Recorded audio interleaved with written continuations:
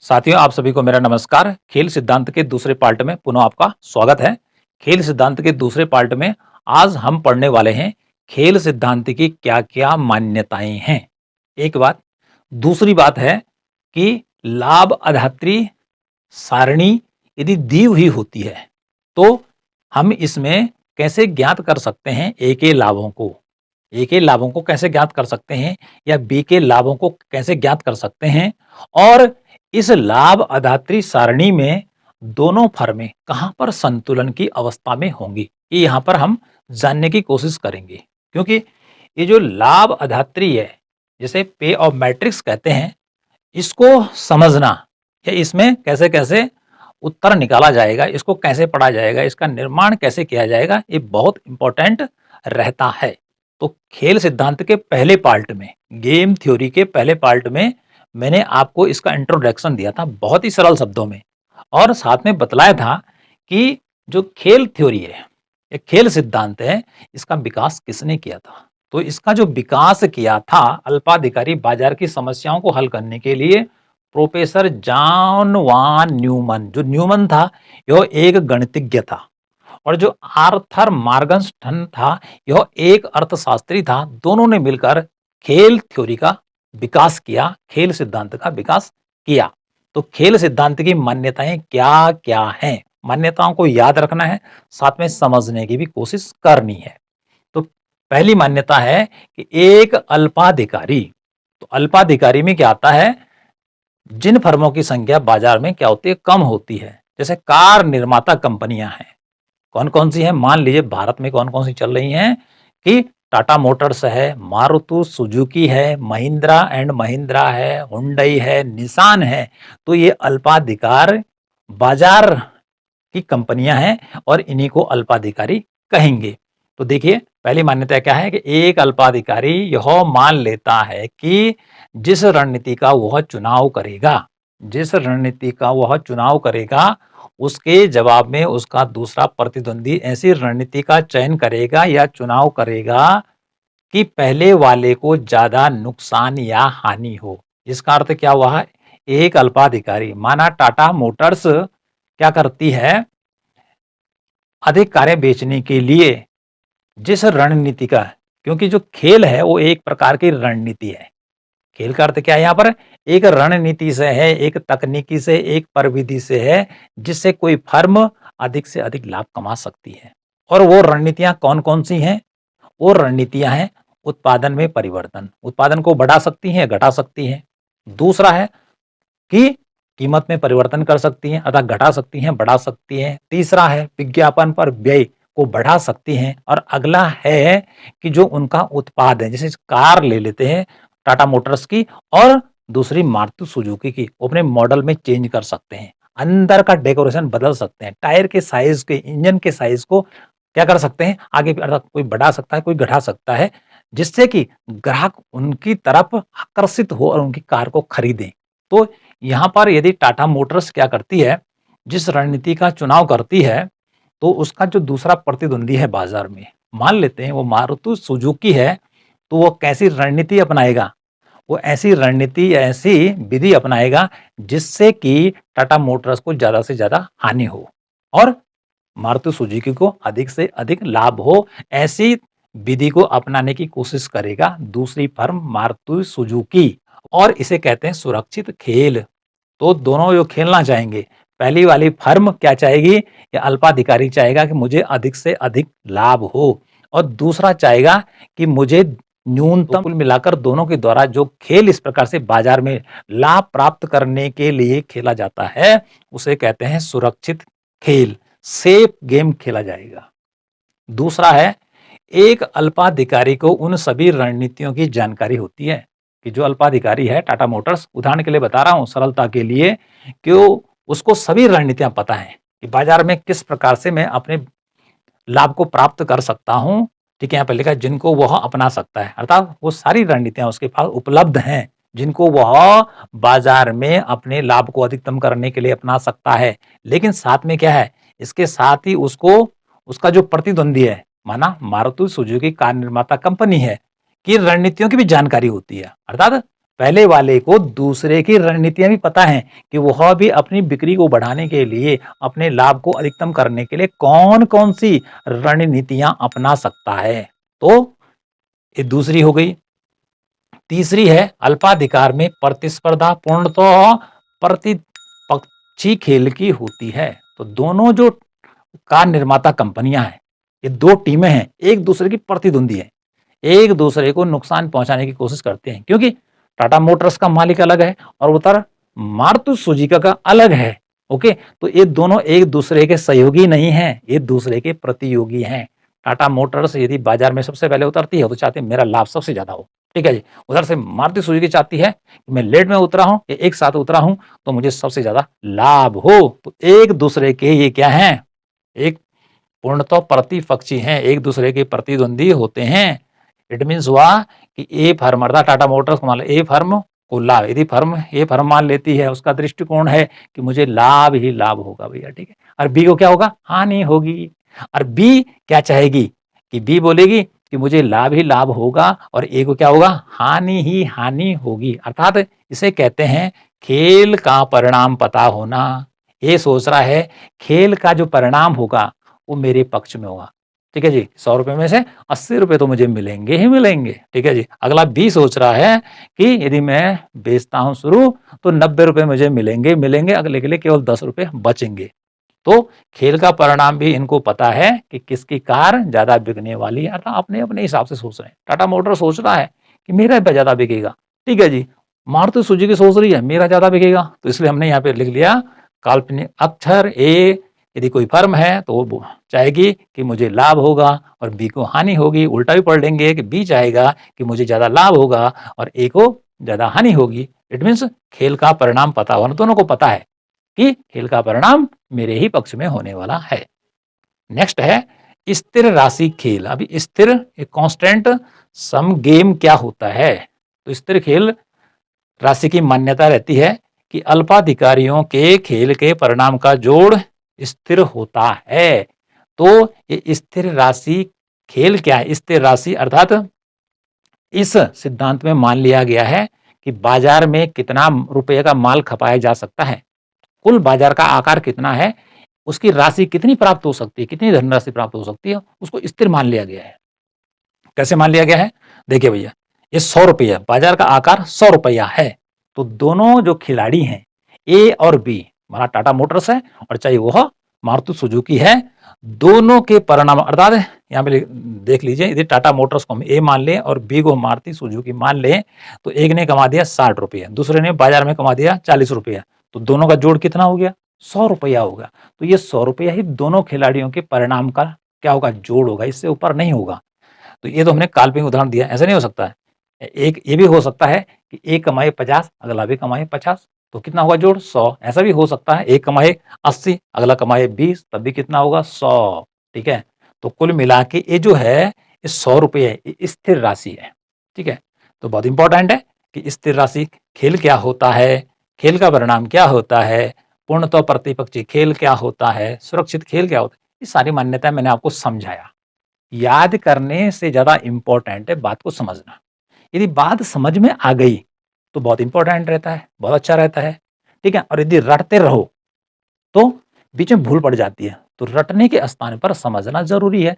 यदि आपने समझ लिया है तो कॉपी में इसको लिखना भी है, इसके नोट्स क्या करने हैं, तैयार करने हैं, तभी जाके हम अच्छी तरह से इसको समझ सकते हैं। और आने वाले जो हमारे एग्जाम हैं, चाहे वो बीए का है, चाहे एमए का है और चाहे कॉम्पिटिटिव है, उसमें हम इसका उत्तर आसानी से क्या कर सकते हैं, दे सकते हैं।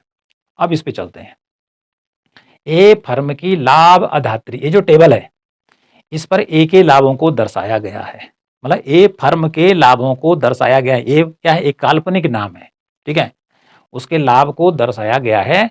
और इंग्लिश में कहेंगे इज पे ऑफ मैट्रिक्स, हिंदी में इसका नाम क्या है, लाभ अधात्री। क्या बोलते हैं इसको, लाभ अधात्री, और इंग्लिश में कहते हैं इसको पे ऑफ मैट्रिक्स। और किसकी है, ए फर्म के लाभ है। तो इस टेबल को बना लेंगे आप। यदि परीक्षा में से इसी में से क्या करना, हल निकाल लेना है तो इसको भी समझ लेंगे। तो देखो 1 2, ठीक है, इस प्रकार से एक पूरा 1 3 1 4, ठीक है, फिर इसके अंदर 1 2 3, तो ये जो खड़े में है इस प्रकार की लाइनें, ठीक है, इसे क्या बोलते हैं? इसे बोलते हैं कॉलम। क्या बोलते हैं इसको? कॉलम। जैसे मकान बनाते हैं तो सीमेंट और सरिया के खड़े किए जाते हैं कॉलम, तो वैसे याद रखना कॉलम खड़े होते हैं, ठीक है। और उसके बाद ये वाले, ठीक है, यहाँ से इधर की तरफ, यहाँ से इधर की तरफ, इधर से इधर की, इसे क्या बोलते हैं? इसे बोलते हैं पंक्तियां, रॉ। इसे क्या बोलते हैं? पंक्तियां। जैसे कॉपी में होती लाइन खींची रहती, पंक्तियां, पंक्ति 1 पंक्ति 2, ठीक है, 3, लाइन 1 लाइन 2 3 4, इस प्रकार से ये याद रखना है। इधर लिखना है आपने, क्योंकि हम यहाँ पर ए फर्म के लाभ अधात्री बता रहे हैं, तो सारे के सारे जो लाभ हैं ए ए ए ए ए ए ए ए ए, इस सारे के सारे लाभ इसमें से ये वाले, ये सब फर्म ए के लाभ हैं, ठीक है, रुपये में हैं सारे के सारे। और इसको कैसे निकाला जाएगा अभी बताया जाएगा, इसको कैसे दिखाया जाएगा इसको अभी बताया जाएगा। तो यहाँ पर लिखना आपने ए, अर्थात जो ए फर्म है, ए की प्रविधियां या रणनीतियां यहाँ पर दर्शाई गई हैं, ओके। और यहाँ पर बी दूसरी फर्म की प्रविधियां दर्शाई गई हैं। दो को लिया गया, द्विअधिकारी को यहाँ पर लिया गया है, ए और बी को, ठीक है। यहाँ पर लिखना है पंक्ति अल्पिष्ट, और यहाँ पर लिखेंगे कॉलम उच्चिष्ट, क्योंकि ये कॉलम की बात कर रहा है तो इसमें कॉलम का उत्तर आएगा, कॉलम उच्चिष्ट, कॉलम मैक्सिमम। और इस पर पंक्ति की बात की जा रही है तो पंक्ति अल्पिष्ट, अर्थात ये न्यूनतम को दर्शाएगा और ये अधिकतम को दर्शाएगा।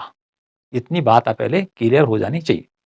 अब इसको समझना है कि ए फर्म की बात कर ले तो इस पर बहुत सारे कॉम्बिनेशन दिखाए गए हैं, संयोग दिखाए गए हैं, ठीक है, जिनमें से एक का चयन करना है। यदि ए फर्म पहले चाल चलती है, पहले रणनीति अपनाती है, तो बी के पास बहुत सारे विकल्प हैं कि वो किसका चुनाव करेगी। अब इसको समझिए, ए की प्रविधियां, ए के पास कौन कौन सी टेक्निक्स हैं अपने सामान को बेचने के लिए?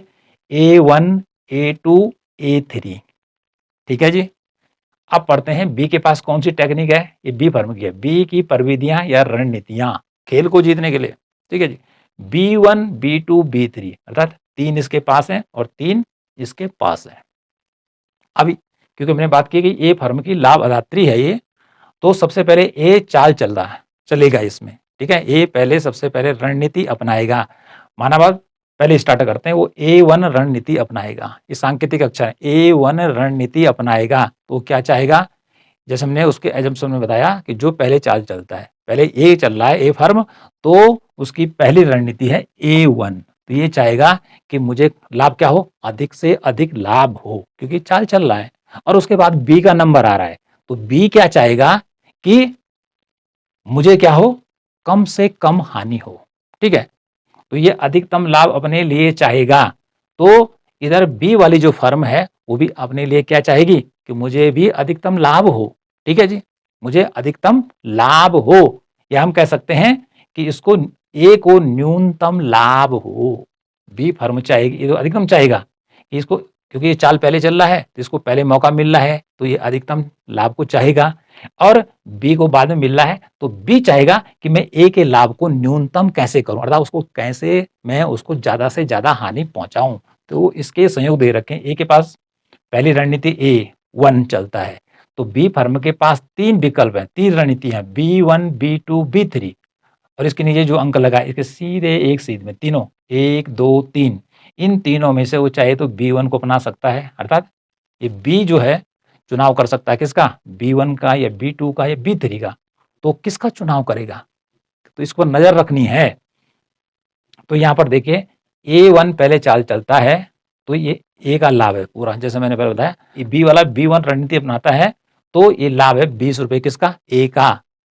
तो बी का लाभ कहाँ है, वो मान लिया हमने कि 100 रुपये स्थिर राशि है, तो 100 में से 20 घटाना है, तो 80 रुपये किसके बचेंगे, बी के बचेंगे, यदि वो B1 रणनीति अपनाता है। अगला लाभ कितना है, ए का 80 रुपया है, यदि वो B2 अपनाता है तो 80 रुपये तो ऑलरेडी किसके हैं, 80 रुपये ए फर्म के हैं, तो 100 में से 80 घटा दो तो बी के पास कितने बचेंगे, 20 रुपये बचेंगे मात्र, ठीक है जी, कितने बचेंगे, 20 रुपया।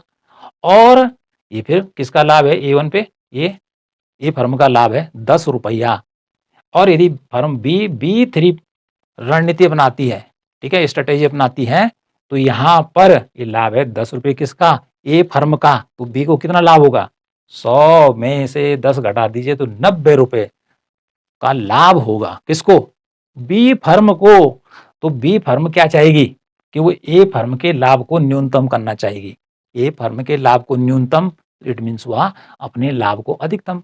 तो सबसे ज्यादा लाभ 1 2 3 में बी को जहां पर होगा, ठीक है, ये यहां पर न्यूनतम जो अंक आएगा यहां पर, उसको यहां पर लेना है, ठीक है, इन तीनों में से। तो यहां पर यदि ये A1 चाल चलता है तो बी फर्म क्या करेगी कि B3 को अपनाएगी और इस 10 वाले का चुनाव करेगी, क्योंकि इससे ए का लाभ क्या हो रहा है, न्यूनतम हो रहा है। कितना हो रहा है कि 10 रुपए उसको मिल रहे हैं और 90 रुपए किसको मिल रहे हैं, बी को मिल रहे हैं। तो इस 10 अंक को यहां से उठाकर न्यूनतम को यहां लाना है, ठीक है। अगला देखिए, अगली रणनीति है, यहाँ पे तो हो गया 10 का, आता ये B3 का इस्तेमाल करेगा बी वाला। बी इसके जवाब में B3 रणनीति का चुनाव करेगा, जिससे कि न्यूनतम, ठीक है, न्यूनतम लाभ किसको हो, ए को हो। ओके, यहाँ पे तो 80 का हो रहा है, यहाँ पे 20 का हो रहा है, तो न्यूनतम 20 भी ज्यादा है, 80 भी ज्यादा है, तो सबसे कम कौन है, 10 है, तो 10 को यहाँ लिखना है, ठीक। इसलिए पंक्ति अल्पविष्ट में 10 आएगा। ये ए फर्म चलती है A2 रणनीति, फिर इसके कॉम्बिनेशन क्या बनते हैं, देखो A2 अपनाती है तो बी के पास फिर B1 B2 B3 अर्थात ए इनमें से तीनों में से एक का चुनाव करना है उसको, ठीक है। यदि वो पहले का चुनाव करता है तो ये 40 रुपए किसके हैं, ये 40 रुपए का जो लाभ हो रहा है ए फर्म को हो रहा है, तो बी को कितना होगा, 100 में से 40 घटाना है, तो यहाँ पे 60 रुपए का उसको लाभ होगा, मात्र 60 रुपए का होगा। यदि वो B2 अपनाता है तो यहाँ पर उसको, क्योंकि यहाँ पे कितना लाभ होगा उसको, 100 में से 30 घटा दीजिए तो यहाँ पे 70 रुपए का लाभ हो रहा बी को। अगले में देखिए 90 रुपए का लाभ किसका है, 90 रुपए का लाभ ए फर्म का है, तो बी फर्म का कितना बचेगा, 100 में से 90 घटा दो तो कितना बचेगा, मात्र 10 रुपए बचेगा। तो इसमें मिनिमम अंक कितना है, 40 30 90, सबसे कम कौन है, 30। 30 को यहाँ पे रखना है, पंक्ति अल्पविष्ट में 30 आ गया, तो ये फर्म बी का यहाँ पर अधिकतम लाभ है। कितना लाभ है, अधिकतम लाभ है, और फर्म बी का बोल रहा हूं मैं, और ए के लिए वो सबसे कम लाभ देने वाला है, ठीक है जी। ये सबसे लाभ, तो यहाँ पे तो 40 रुपए मिल रहे हैं ए को, यहाँ पे 90 रुपए मिल रहा है, और यहाँ पे 30 रुपए मिल रहा है, ठीक है जी। तो यहाँ पे सबसे अधिक लाभ किसका हो रहा है, सबसे अधिक लाभ हो रहा है A2 को अपनाने पर, ठीक है। A2 अपनाता है, ए रणनीति ए वाला A2 अपनाता है, तो इसके लिए बी के लिए B2 रणनीति अपनाएगा, न्यूनतम अंक को ये लेगा, यहाँ पर न्यूनतम, इसको उठा के यहाँ रखना है, ठीक है जी, ये आ गया। इसके बाद ए फिर अगली रणनीति चलता है A3, ठीक है। तो फिर बी वाले के पास 1 2 3 1 2 3 ए अंक लेने हैं उसने, तो यहाँ पे देखिए A3 चलता है, ठीक है। तो ये तो ए का लाभ है 50 रुपया, तो शेष जो लाभ होगा B1 यदि चलता है तो B1 पे 100 में से अर्थात 50 घटा दीजिए, तो 50 रुपये तो ए का हो गया, और 50 रुपये किसका रहेगा, बी फर्म का रहेगा। यदि बी फर्म क्या करती है, B2 को अपनाती है, तो यहाँ पर 60 रुपये किसका है, ए का है, तो बी का कितना है, 100 में से 60 घटा दीजिए, तो यहाँ पे तो 40 रुपये मिल रहे हैं उसको मात्र, ठीक है। यहाँ पे 50, यहाँ ज्यादा मिल रहा है, ठीक है। यहाँ पर 70 है कि यदि वो B3 को अपनाता है, 70 किसका लाभ है, क्योंकि पहले ही चल रहा है चाल, तो ये इसका लाभ है, तो 70 रुपये किसके हो गए, ए फर्म के हो गए। तो बी के मात्र इस B3 की रणनीति पे उसके पास बचेंगे मात्र कितने, 30 रुपये, ठीक है। कितने रुपए बचेंगे, 30 रुपये। अब इसमें से देखना न्यूनतम कौन है, 70 भी ज्यादा है, 60 भी ज्यादा है, और 50 भी क्या है, सबसे कम है, तो 50 को उठा के यहाँ रखना है, ठीक है जी। तो इस प्रकार से पंक्ति अल्पविष्ट में 10 30 50 आ गए, ठीक है। इस प्रकार से न्यूनतम अंकों को, ठीक है, पंक्ति अल्पविष्ट में 1 2 3 1 2 3 यहाँ आ गए। इतनी बात क्लियर हो गई। अब दूसरी तरफ से सोचते हैं कि बी यदि क्या करता है, पहले रणनीति चलता है, ठीक है। पहले हमने बताया ए का, तो उसके बी के पास क्या थे, B1 B2 B3, ठीक है जी। अब बी चलेगा चाल, तो बी क्या चाल चलेगा, वो क्या मानेगा, और यहां पर अब ए ने क्या करना है, A1 A2 A3 तीन जो रणनीतियां इनमें से चुनाव करना है। तो एक क्या चाहेगा, अधिकतम लाभ, ठीक है, ए अधिकतम लाभ और बी ने किया न्यूनतम, ठीक है, उसके लाभ को कम करना है। तो बी ने पहले चुना न्यूनतम, ठीक है जी, और ए चुनेगा अधिकतम, ठीक है। तो पहले ए चलेगा चाल, बी क्या करता है, B1 चलता है पहले, ठीक है। तो ए के पास क्या है, A1 A2 A3, 1 2 3, ये 3 विकल्प है उसके पास, लेकिन चुनना एक ही है भैया, चुनना एक ही है। तो ये चुनेगा अधिकतम, तो ठीक है, क्या चुनेगा, अधिकतम। तो अधिकतम अंक कितना है, 50 है, तो 50 को चुनेगा, तो 50 को यहां लिखना है, ठीक है, 50 को यहां लिखना है। यदि बी क्या करता है, B2 रणनीति बनाता है, तो फिर ए के पास कितनी रणनीतियां हैं, 1 2 3, इनमें से उसको एक चुनना है, तो वो चुनेगा अधिकतम। तो अधिकतम कितना है, 80 है, लो जी, और शेष जो बचेंगे वो अगले के हो जाएंगे, 80 यहां ले लेगा, या नीचे उतरेगा। फिर ये चलता है तीसरी रणनीति, ठीक है, B3 की, ठीक है। तो इसके पास 1 2 3 तीन रणनीतियां इसके पास भी है, लेकिन इसी नंबर में रहेंगी, तो ये चुनेगा अधिकतम। अधिकतम कितना हुआ, 90। अधिकतम कितना हुआ, 90। तो पंक्ति में न्यूनतम और कॉलम में अधिकतम को लिया जाएगा। इतनी बात हो गई क्लियर। अब बात आ रही है कि दोनों फर्में कहां पर संतुलन की अवस्था में होंगी। यहां पे संतुलन को दिखाया गया है, तो कॉलम उच्चिष्ट, ठीक है, एक कॉलम उच्चिष्ट 1 2 3, ठीक है, और न्यूनतम 1 2 3। तो ए फर्म अपनी रणनीति अपनाते समय वो क्या करेगी कि अपने को देखते समय वो क्या करेगी, पंक्ति अल्पिष्ट का अधिकतम देखा जाए उसके द्वारा। पंक्ति अल्पिष्ट का अधिकतम कितना है, कितना है, न 10 है न 30 है, अधिकतम कितना है, 50 है, इसको देखा जाएगा, ठीक है। इस तरफ से वो 50 को देखेगी, ठीक है। कौन, फर्म ए कितना लाभ कमा सकती है, कहां पर वो संतुलन की अवस्था में होंगी, ठीक है जी, और कौन सी विधि का वो तकनीकी का वो चयन करेगी। तो यहां पर देखेंगे हम कि ए की परिविधि A3 पर उसको कितने मिल रहा है, 50 रुपया, ठीक है जी, हमने यहाँ न्यूनतम में ला रखा है 50 रुपया। तो बी के पास शेष बचेगा, और यहाँ है 100 में से 50 घटा दो, तो 50 ए का रहेगा और 50 बी का रहेगा। तो दोनों क्या हो गए, स्थिर राशि जो खेल है वो बराबर हो गई। तो 50 इधर आ गया, ठीक है जी। तो A3 ये रणनीति अपनाएगा, 50 रुपए इसके पास आ जा रहा है, तो बी वाला कौन सी रणनीति अपनाएगा, क्योंकि उसके पास भी अब बचेंगे कितने, 85 रुपए बचेंगे, क्योंकि 100 का तो बाजार है, इसलिए वो ए वाला अपनाएगा वो, ठीक है। इसलिए वह ए वाला अर्थात B1 रणनीति अपनाएगा, क्योंकि उसके पास भी 50 आ जा रहे हैं, दोनों बराबर हो गए। तो ए फर्म A3, ठीक है, टेक्निक का यह रणनीति अपनाएगी, और बी फर्म B1 को अपनाएगी, जहां पर दोनों के बीच की जो धनराशि है वो 50-50 हो जाएगी। ए के पास भी 50 रुपए जाएंगे लाभ के रूप में, और 50 रुपए बी के पास भी जाएंगे। तो इधर वाला क्या करेगा, ए वाला इधर देखेगा भैया, ठीक है, अल्पिष्ट का अधिकतम, ठीक है, अल्पिष्ट का अधिकतम, और इधर वाला देखेगा, ठीक है, कॉलम उच्चिष्ट का न्यूनतम, इधर का अधिकतम अर्थात पंक्ति अल्पिष्ट का अधिकतम, और बी वाला देखेगा कॉलम उच्चिष्ट का न्यूनतम। ये न्यूनतम है, नहीं तो ये अधिकतम तो ये है, तो न्यूनतम 50 है, ठीक है, और पंक्ति अल्पिष्ट का अधिकतम कितना है, कितना है, 50 है। तो दोनों बराबर हैं, ओके जी। तो जहां पर पंक्ति अल्पिष्ट, ठीक है, पंक्ति अल्पिष्ट का अधिकतम, ठीक है, 3 अंकों में सबसे बड़ा कौन है, 50, अधिकतम पंक्ति अल्पिष्ट का अधिकतम बराबर कॉलम उच्चिष्ट का न्यूनतम, और कॉलम ये समय खड़ा में है 1 2 3, कॉलम उच्चिष्ट का न्यूनतम जहां पर बराबर होते हैं उसे क्या कहते हैं, उसे कहते हैं कल्याण बिंदु, सैडल पॉइंट के नाम से उसको जाना जाता है, ठीक है। तो यहाँ पर ए फर्म का कितना रुपए मिल गया, उसको उसको मिल गया 50 रुपया, और अगले को भी मिल गया 50 रुपए, तो दोनों क्या हो गए, 50-50 हो गए।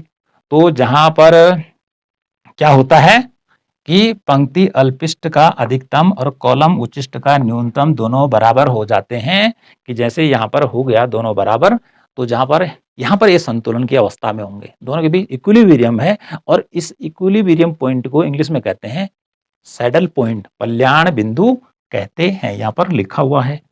तो ऐसे में अब देखिए, जो ए फर्म है, ए फर्म महालिस्ट, ए फर्म क्या है, महालिस्ट, ये है वो महालिस्ट, ठीक है, महालिस्ट। और बी फर्म क्या करेगी, अल्पमिस्ट, ठीक है, अल्पमिस्ट क्या करेगी, तकनीकी का चयन करेगा, ठीक है। बी फर्म क्या करेगी कि A3 तो यहां पर है 50 और बी फर्म B1, ठीक है जी, तो B1 इसके नीचे है, ये इस रणनीति का चयन करेगी। तो ऐसी स्थिति में जो ए द्वारा जिस रणनीति का चयन किया जाएगा उसे कहेंगे महालिपस्ट, ए द्वारा जिस रणनीति का चयन किया जाएगा उसे कहेंगे महालिपस्ट, ठीक है। तो आपकी ये महालिपस्ट हो गई, ठीक है जी। और बी द्वारा जिस रणनीति का चयन किया जाएगा उसे बोलेंगे अल्पमिस्ट, और इधर हो गया अल्पमिस्ट। तो इस प्रकार से एक ही रणनीति होगी महालिपस्ट और दूसरे बी फर्म की होगी अल्पमिस्ट। तो अल्पमिस्ट में बी फर्म B1 का चयन करेगी तो उसको 50 रुपए मिलेंगे, और ए क्या करेगी, A3 का चयन करेगी, इसे महालिपिस्ट कहते हैं, तो इसको भी 50 रुपए मिलेगा, क्योंकि 50 एक को मिल गया तो उसको घटा दीजिए 100 से, तो अगले के पास भी क्या बचेंगे, 50 बचेंगे। तो इस प्रकार से देखिए अल्पमिस्ट कैसे ज्ञात किया जाएगा, और इधर कॉलम उच्चिष्ट से महालिपस्ट कैसे ज्ञात किया जाएगा, यहाँ पर आज हमने आपको बताया। तो इस प्रकार से जो ये ए फर्म की लाभदात्री है, केवल किस फर्म की है, ये ए की है, और ये 50 रुपए यहाँ पर हो गया, ठीक है जी, यहाँ पर और वहां पर बराबर हो गए। व्यवहारिक जीवन में बाजार में लगभग दोनों फर्मों को, दोनों कंपनियों को बराबर पैसा मिला गा, ऐसा संभव नहीं है, हो सकता है संयोगवश ऐसा बन जाए, ठीक है, ऐसे चांसेस हो सकते हैं एक आध, लेकिन संभव नहीं है, आगे पीछे हो सकता है। मतलब प्रैक्टिकल लाइफ में या व्यवहारिक जीवन में जब फर्में बाजार में अपने प्रोडक्ट को बेचती हैं तो दोनों फर्मों के या और भी जो फर्में हैं सब मिलाकर जो होगा एक बराबर बराबर राशि कभी भी प्राप्त नहीं करते हैं। और यहाँ पर जो ये हमारे पे ऑफ मैट्रिक्स बना रखी है, ये तो केवल क्या है, इसमें जो बैलेंस आ रहा है संतुलन 50 रुपए 50 रुपए, ए 50 बी 50, ये क्या है, एक संयोग माना गया है। क्या माना गया है, ये संयोग माना गया है, लेकिन व्यवहारिक जीवन में ऐसा हो ये संभव नहीं है। तो कुल मिलाकर आज मैंने आपको क्या बताया, आज हमने आपको खेल सिद्धांत के दूसरे पार्ट में बताया, ये तो मैंने बात कर दी थी कि किसने इसका विकास किया, हमने इसमें बताया एजम्पशन, ये समझना आपने, एजम्पशन, ठीक है, और लिखना है इनको, और साथ में याद भी करना और समझना भी है, और इसको भी समझना है कि भाई इसको कैसे निकाला गया है, ठीक है, कि इधर 10 ही क्यों आया, इधर 30 ही क्यों आया, यहाँ 50 ही क्यों आया, यहाँ 50 ही क्यों आया, 80 ही क्यों आया, यहाँ 90 ही क्यों आया। तो क्या बताया, यहाँ पे लिखा ना पंक्ति अल्पिष्ट, इन तीनों में से सबसे जो कम है यहाँ आएगा, अगले में सबसे कम यहाँ आएगा, सबसे कम यहाँ आएगा, खड़े में जो सबसे ज्यादा होगा नीचे लिखा जाएगा, उचिष्ट में इधर लिखा जाएगा, इधर लिखा जाएगा, दोनों जहां पर बराबर होंगे, ठीक है, कॉलम उचिष्ट का और पंक्ति अल्पिष्ट का जहां पर दोनों बराबर होगा, ठीक है, तो वहां पर फर्म क्या होगी, संतुलन की अवस्था में होंगी। तो इस प्रकार से आज का जो टॉपिक है यहीं पर समाप्त होता है। मिलते हैं नेक्स्ट टॉपिक में।